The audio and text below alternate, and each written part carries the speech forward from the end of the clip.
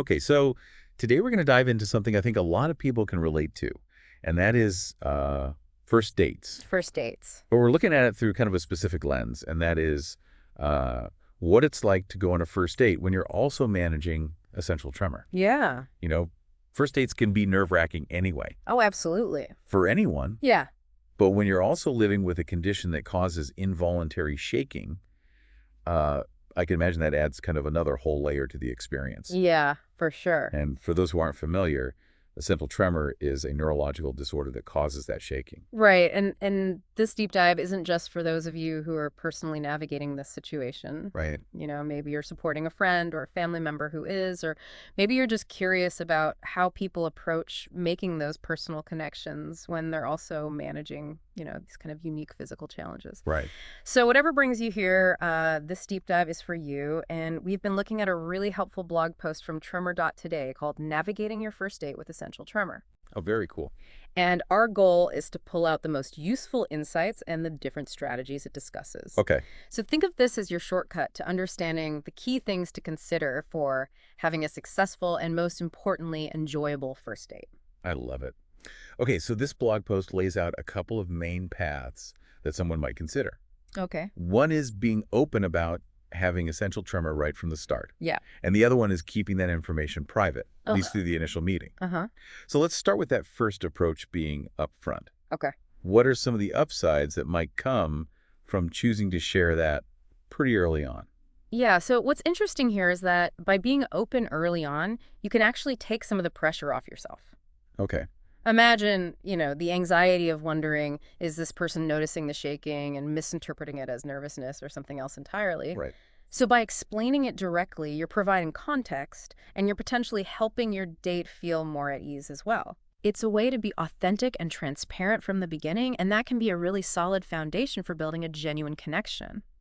Yeah, that makes a lot of sense. Yeah. It's almost like you're taking control of the narrative Exactly. and heading off any potential awkwardness that might come later. But Right. the blog post also makes a point about keeping that conversation fairly light and positive. Yeah. Why is that important? Yeah. So think of it this way. Okay. A first date is primarily about exploring whether you connect with the other person. Right. Their personality, their interests, their sense of humor. Right. And overloading that initial interaction with like a detailed medical history can unintentionally shift the focus. Yeah.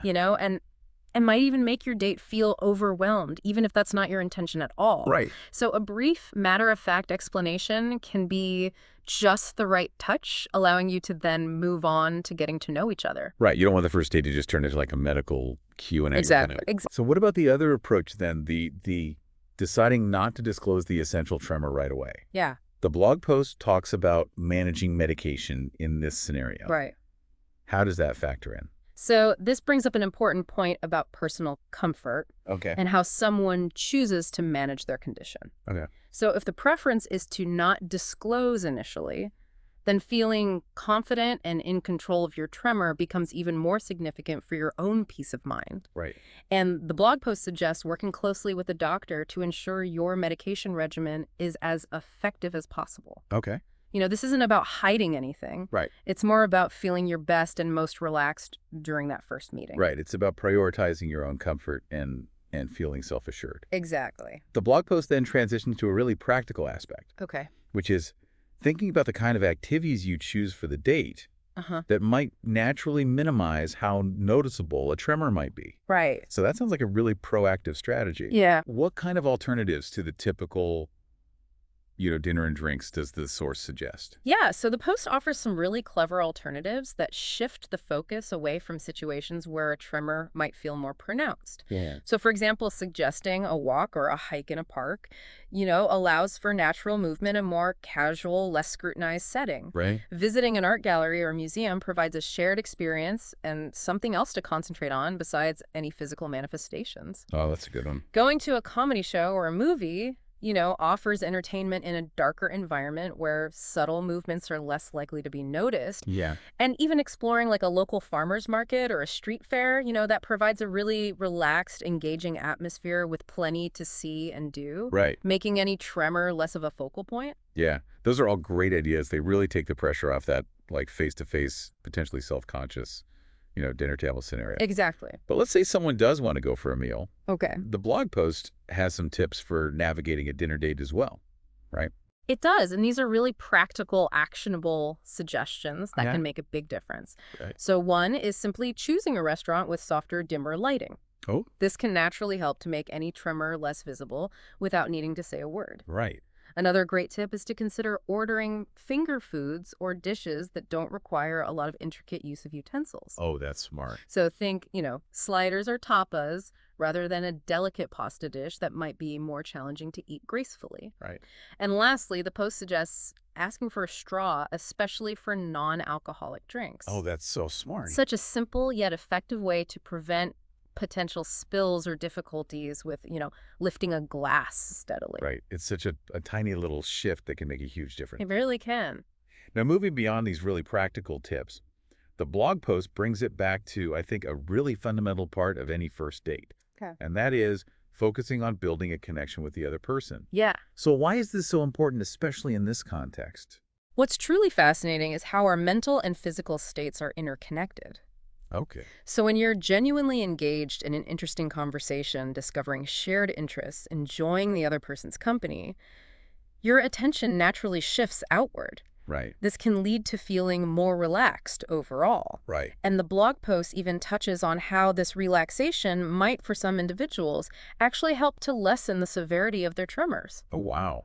Yeah. The anxiety and self-consciousness surrounding the tremor can sometimes exacerbate it. Right. So a positive, engaging interaction can create a really positive feedback loop. Right, because you're less focused inward and you're more focused outward. Exact. And it can kind of take the pressure off. Yeah. That's such a valuable insight. Yeah. It really reminds us that at the heart of it, a first date is about that human connection. Exactly. The essential tremor is one aspect of an individual, but it doesn't define them or their ability to connect with someone else on a meaningful level. Absolutely. And if we think about the bigger picture here, when both people are focused on finding that common ground and having an engaging conversation, Right. it allows them to see beyond any superficial concerns and really get to know each other as individuals. Yeah, so if we were to boil it all down, Okay. what are the absolute key takeaways from this blog post Okay. that someone heading out on a first date with essential tremor should really keep in mind? So the post really emphasizes that thoughtful preparation is key. Okay. So this involves considering how and when you might want to share information about your tremor, Mm-hmm. being strategic about the activities you choose so that you feel comfortable and confident, and having some practical strategies in mind if you do opt for something like a dinner date. Right. Maintaining a positive mindset is also crucial. Yeah. Focusing on the potential for connection and enjoyment rather than dwelling on anxieties. Right. And ultimately prioritizing that genuine connection and being open about your condition when you feel the time is right are paramount. Right. Choosing activities that make you feel good and allow you to be yourself Yeah. is the real secret to a positive first date experience. That's a really great summary. So it sounds like navigating first dates with essential tremor is really about finding a balance. It is. It's about considering how and when you want to share, making smart choices about the date itself, and ultimately keeping that focus on building a real connection with the person you're with. Absolutely. And thinking more broadly, this deep dive really highlights how being open when you're ready and planning thoughtfully can empower anyone to navigate personal experiences with greater confidence and ease, no matter what specific challenges they might be facing. That is such a fantastic point to end on. It really makes you think about how these strategies, being upfront when you're comfortable planning with intention and always prioritizing genuine connection, could be so helpful in so many different situations where someone might be navigating personal disclosure or managing a physical condition in a social setting. Yeah, definitely. Well, thank you so much for sharing all of your insights on this deep dive. Oh, it's been a pleasure. I really enjoyed it. Me too. And to all of our listeners out there, thanks for tuning in to the deep dive. See you next time. We'll see you next time.